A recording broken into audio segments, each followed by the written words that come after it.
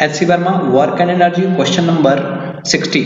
A particle of mass m is kept on the fixed smooth sphere of radius r at the position where radius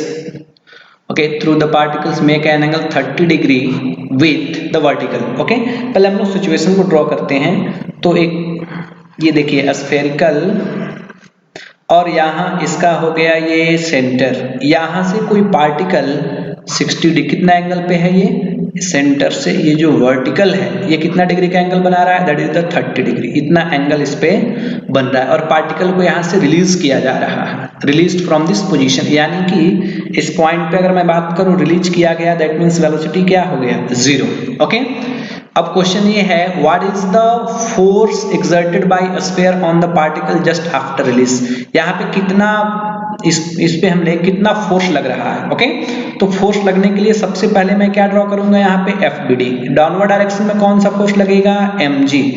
इधर angle अगर 30 है तो इधर भी क्या हो गया 30, तो टुवर्ड्स द सेंटर mg का कितना कंपोनेंट हो जाएगा, ये हमारी वैल्यू होगी, ये क्या कंपोनेंट होगी, दैट इज द mg, क्या लिखेंगे cos थीटा। ओके, क्या लिखेंगे हम लोग, mg cos थीटा, ये हमारा वैल्यू, यानी कि मैं ये बोल सकता हूं यहाँ पे कि इस समय वेलोसिटी 0 है और पार्टिकल कैसे पाथ पे चल रहा है, एक सर्कुलर पाथ पे चल रहा है। तो मैं लिख सकता हूं required centripetal force is equal to mv square upon r, this is the required centripetal force, चलिए mv स्क्वायर, अगर नेट सेंट्रीपिटल फोर्स मैं देखूं तो सेंटर की ओर एक ही फोर्स लग रहा है, कितना, दैट मीन्स mv सेंटर की ओर एक फोर्स कौन सा लगेगा, mg cos थीटा, और इसके ऊपर एक नॉर्मल फोर्स लगेगा, क्या सरफेस कांटेक्ट में है तो नॉर्मल तो लगेगा। चलिए नॉर्मल, तो net force towards the centre कितना आ गया, net force towards the centre आ गया mg cos theta minus n is equal to m, v की वैल्यू कितनी 0, तो ये r0, तो यहां से हमें ये पता चला n इज इक्वल टू कितना आ गया mg cos theta, mg cos theta, that means cos theta का वैल्यू कितना, यहाँ थीटा है सर 30 डिग्री, तो cos 30 √3/2, तो ये आ गया √3 mg upon 2, this is the normal force in this situation. Okay, इतना नॉर्मल फोर्स लग रहा है। ओके, इतना नॉर्मल फोर्स, ये क्या हो रहा है, सरफेस, देखिए सरफेस ब्लॉक पे लगा रहा है इतना नॉर्मल फोर्स, तो ये हमारा हो गया force exerted by sphere on the surface, on the particles. Okay, sphere particle पे नॉर्मल फोर्स लगा रहा है इतना। चलिए सेकंड बिट क्वेश्चन ये है,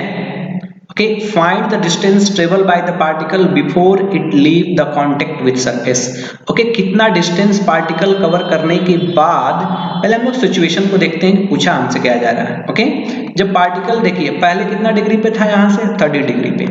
ओके, हमने मान लिया कितना डिग्री ये था हमारा 30 डिग्री, क्वेश्चन में पहले इतना पे प्लेस किया हुआ था। अब क्या किया गया, ये पार्टिकल को हमने यहाँ से रिलीज किया, ऑब्वियसली पार्टिकल डाउनवर्ड डायरेक्शन में आएगा ये, तो मैंने मान लिया ये, ओके, इसका सेंटर हो गया ये, यहाँ से इस पोजीशन पे जब ये आया पार्टिकल, इस पोजीशन पे जब आया तो हमने मान लिया कि इसके बीच कोई भी कांटेक्ट नहीं था, there is no contact, leave the contact. इसका मीनिंग क्या होता है हमें याद रखना है, इसका मीनिंग क्या होता है, नॉर्मल किसके बराबर, 0 के बराबर, तभी जाकर दोनों के बीच कांटेक्ट नहीं होंगे। ओके, तो यहाँ जब कांटेक्ट दोनों के बीच टूटेगा तो मान लीजिए ये पोजीशन है, तो हमने मान लिया कि इधर कितना डिग्री का एंगल बनाया, ये टोटल थीटा डिग्री का एंगल बनाया, ये कितना डिग्री का एंगल बनाया, that is the theta. Okay,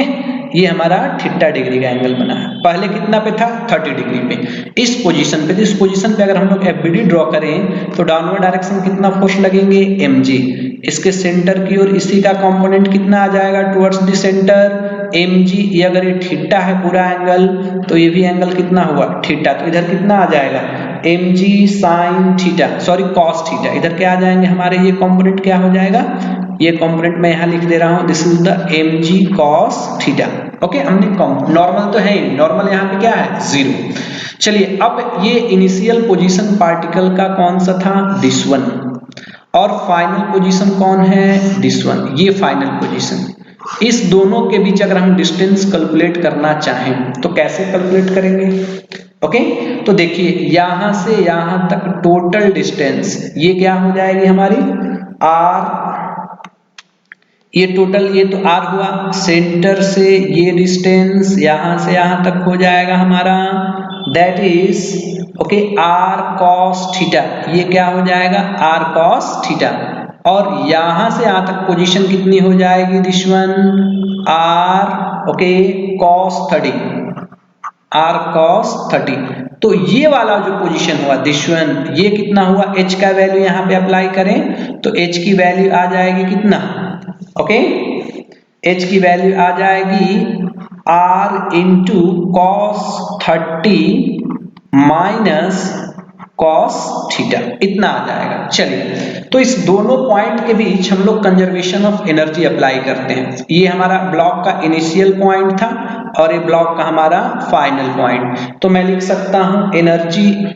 okay यहाँ पे हो क्या रहा होगा, यहाँ से सिस्टम इस मूव करते हुए यहाँ पे आया, दैट मीन्स इसका पोटेंशियल एनर्जी डिक्रीज किया और पोटेंशियल एनर्जी के डिक्रीज करने से इसका काइनेटिक एनर्जी इंक्रीज कर गया। तो मैं हम लोग चेक करेंगे कि मैं लिख सकता हूं loss in potential energy, that means कितना एम जी इंटू कितना डिस्टेंस नीचे आया है दिस वन, इतना डिस्टेंस हमारा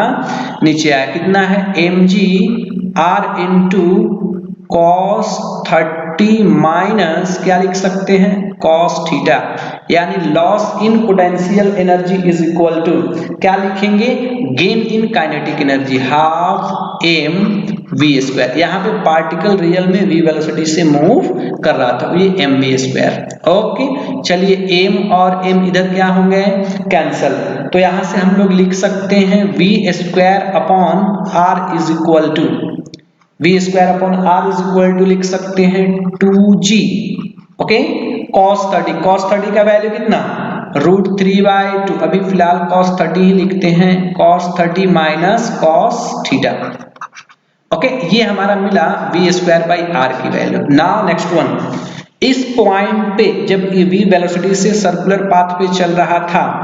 तो यहाँ एक हमें और इक्वेशन मिलेगा required centripetal force Fc is equal to क्या लिखते हैं हम लोग mv स्क्वायर अपॉन r। तो net force towards the centre कितना काम कर रहा है, ये कंपोनेंट हमने ड्रॉ करके रखा है, कितना mg cos theta is equal to, normal force तो यहाँ है नहीं, नॉर्मल क्या है 0, तो mg cos theta towards the centre m into V square by R कितना है 2g इंटू cos 30 का हम लोग वैल्यू रख लेते हैं, कितना cos, ये वाली वैल्यू रखते हैं, cos 30 की वैल्यू √3/2 माइनस cos थीटा। देखो m और m इधर क्या होंगे कैंसिल, g और g भी क्या हो गए कैंसिल, तो यहां से वैल्यू आया cos theta is equal to √3 minus ये आ गया 2 cos थीटा, इधर आया तो क्या हो गया 3 cos थीटा, तो cos theta is equal to sir √3 upon 3 cancel होके क्या है 1 अपॉन √3। ओके तो थीटा इज इक्वल टू, हम लोग यहां से theta is equal to calculate करेंगे तो 1 से, तो यहां से theta is equal to calculate करेंगे हम लोग तो cos inverse theta is equal to cos inverse 1 upon √3, इसकी वैल्यू आएगी 0.955 रेडियन। ओके अब देखा जाए तो डिस्प्लेसमेंट यहां से यहां तक हुआ है, दिस इज योर डिस्प्लेसमेंट। देखिए ध्यान से 1 से मैं ड्रॉ कर लूं, ये कितना डिस्टेंस ट्रेवल पूछा जा रहा है आपसे, कितना डिस्टेंस ट्रेवल किया है। ओके तो ये हमें डिस्टेंस बताना है यहां से लेकर यहां तक s डिस्टेंस, तो टोटल कितना एंगल बनाएगा सेंटर पे, s इज इक्वल टू हम लोग लिख सकते हैं s is equal to r into theta dash कितना, ये वाली एंगल बस सेंटर पे, ये वाली एंगल यहां से यहां तक ये वाली एंगल कितना हो जाएगा सर, r की वैल्यू दी r इंटू थीटा डैश, यानी कि टोटल एंगल कितना sir theta minus 30 degree. r into theta value हमने कैलकुलेट किया 0.955 रेडियन और 30 डिग्री को जब रेडियन में कन्वर्ट करेंगे तो क्या आ जाएगा π/6। जब इसे सॉल्व करेंगे तो x is equal to r into 0.955 okay minus क्या आ जाएगा 0.524। जब सॉल्व करेंगे तो s की वैल्यू आ जाएगी 0.431 r। इतना डिस्टेंस ट्रेवल किया।